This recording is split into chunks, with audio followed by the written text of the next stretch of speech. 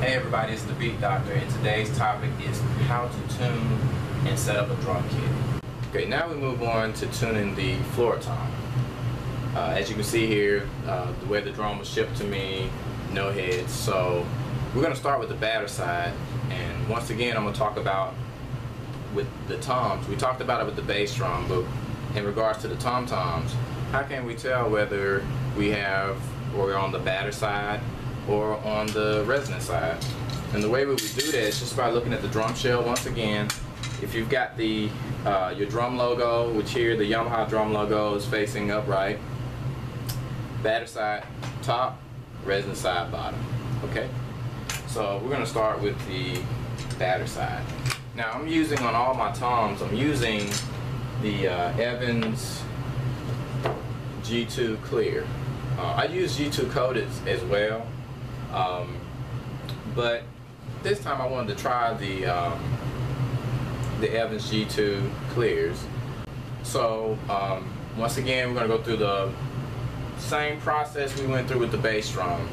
We're going to place this head onto the drum, and with the floor tom, we're going to try to line this the Evans logo up with the badge, which is on this side here, as you can tell. Alright, so we'll line it up there. And like I said, it's just for presentation purposes, just to make it look neat, nice and neat and professional. So we'll line it up there, and next thing is to place the drum hoop, also known as the rim, onto the drum. Okay, so now we begin seating the head, as we talked about when we talked about tuning the bass drum. And we're going to start by finger tightening the lugs. Okay, so I'm going to use, right now I'm just going to get them all the tension rods into the casings here. And then once we got that going, then I'm going to go ahead and finger tighten them in the tuning sequence that I talked about earlier. We have 8 lugs here, so I'll just go 1, 2, 3, 4, 5, 6, 7, 8. Now I may change. I may not do it in that exact order, which that's okay. Even for you, it's okay, because the main thing is to work opposite of each lug or each rod. Okay, you start here, go to the opposite. We're going to the next one, go to the opposite. We're going to the next one, go to the opposite. So we're just trying to get the head on as even as possible without tugging on one side. Okay?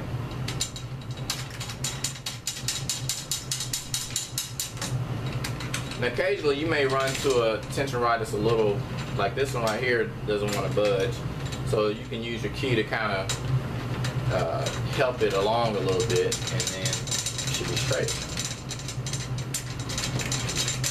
Again, we're finger tightening the lugs, which just means we're tightening them with our fingers until they just won't budge anymore.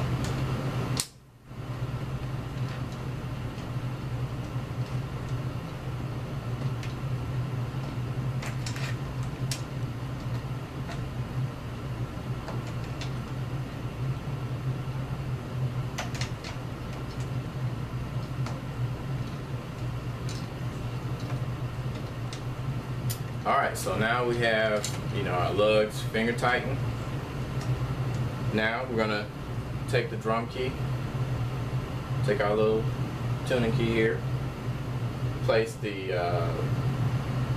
your palm in the middle of the drum. And like I said, you can either use your palm or use your fingers. We're going to apply that pressure there, and you'll see the wrinkle around the your hand.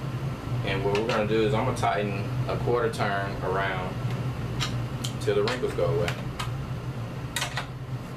We're going to use that tuning sequence that I was talking about. We just want to make sure we go opposite of whatever lug that we're tightening. Okay, and then just keep going until they all go away. A little bit. Okay. Like I said, as you go, you'll notice that the wrinkles will disappear. So I'll just focus on the tension rods that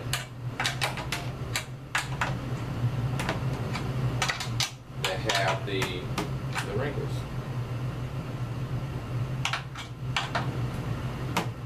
Okay. All right, that's that. All right, so the wrinkles are gone. Just a little bit more information about this head. This G2, this Evans G2 drum head is a double ply head. I mentioned that double ply head term when we were talking about tuning the bass drum. Once again, for that style of music, rock, funk, R&B, any type of style of genre music where you're hitting pretty hard and you want a pretty nice, focused, controlled sound, you want to go in the area of a double ply head. Now, let's try tuning, getting each tension rod here same pitch.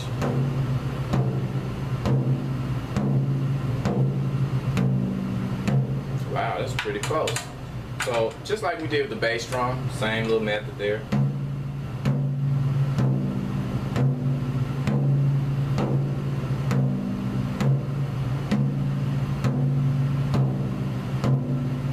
I can live with that. Okay, so you can either tap with your drum key or with your fingers, fingertip, or with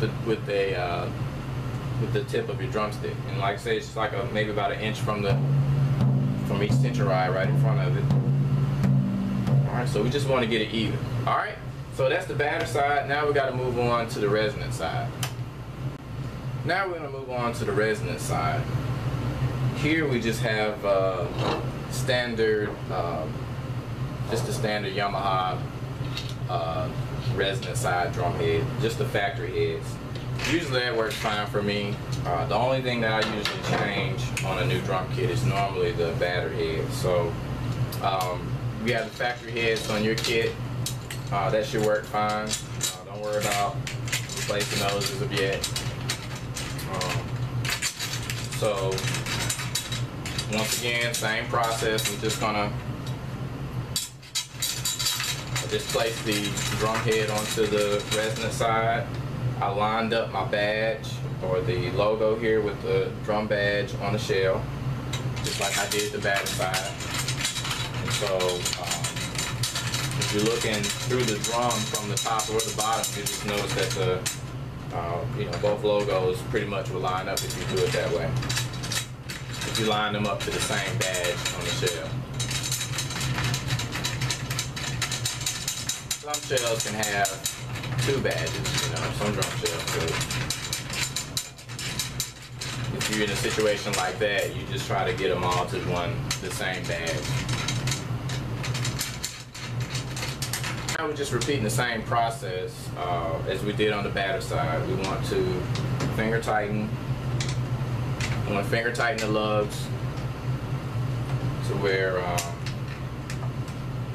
like I said, you can do it out of sequence or in sequence. It really doesn't matter. It's just when we start tensioning the drum head where you want to do it in that tuning sequence so that you can ensure that everything is done evenly. Okay, so everything's finger tightened. Once again, repeating the same process. On the resonant side, place the palm with your fingers, however you want to do it, in the middle of the drum. Now we're going to just tighten a quarter of a turn or less, or however you want to do it to get the wrinkles out. There's no wrinkle here. I'm going to go ahead and tighten it anyway. So now we just tap around at each lug to get everything at the same pitch.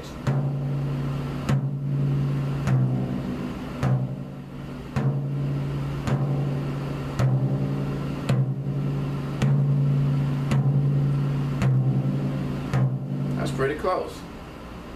You can use your tuning key or your finger.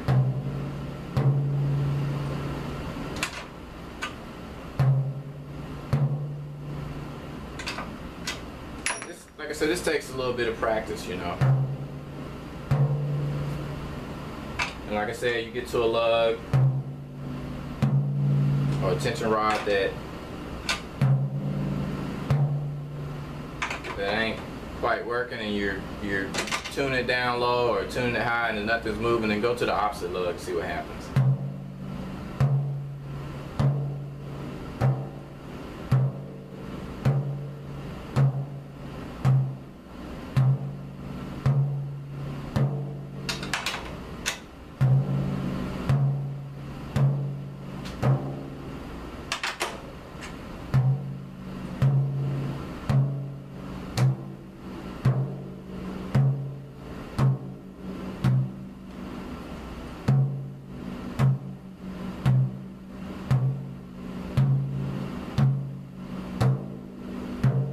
pretty close. All right.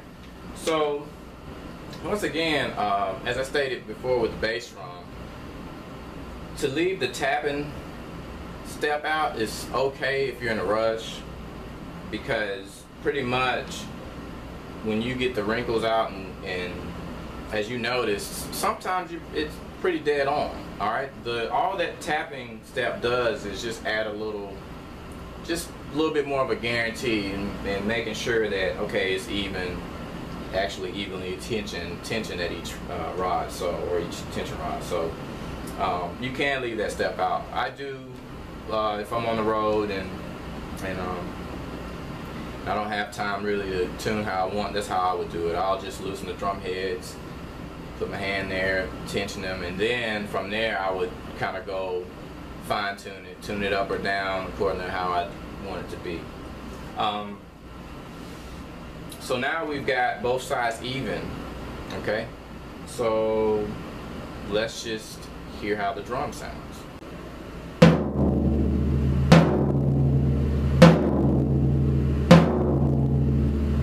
Cool.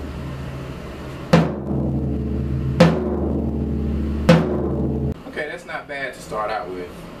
What we have just achieved through applying the tuning method that we have discussed is we have seated the drum heads, we have tuned the batter side and the resonant side to the same pitch.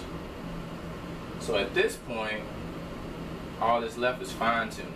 If you like the drum the way it sounds, then keep it.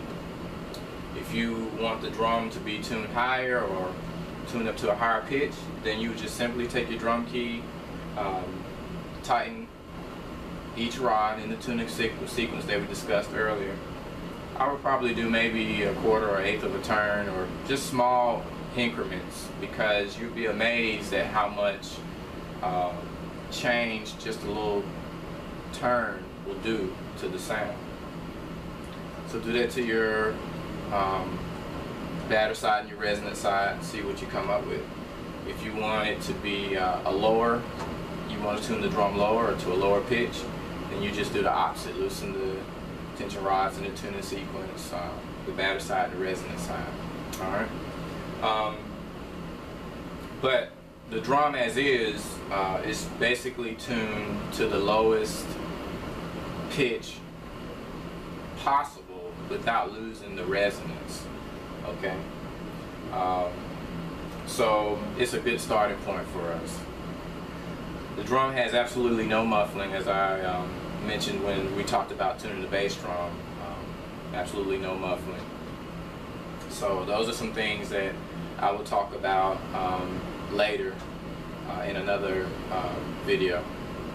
So pretty much that is how to tune the toms. Okay. Now, in the beginning, I basically started talking about the floor tom, but I just want to make a note that this method applies to all toms. Okay, so take this method, the whole process, what we just did, and repeat it on all your other drums. Okay. Thanks for checking me out on the Beat Doctor TV via thebeatdoctor.com, your online resource for private instruction, drum products / equipment info and reviews, music business topics, as well as studio and live performances from yours truly, The Beat Doctor.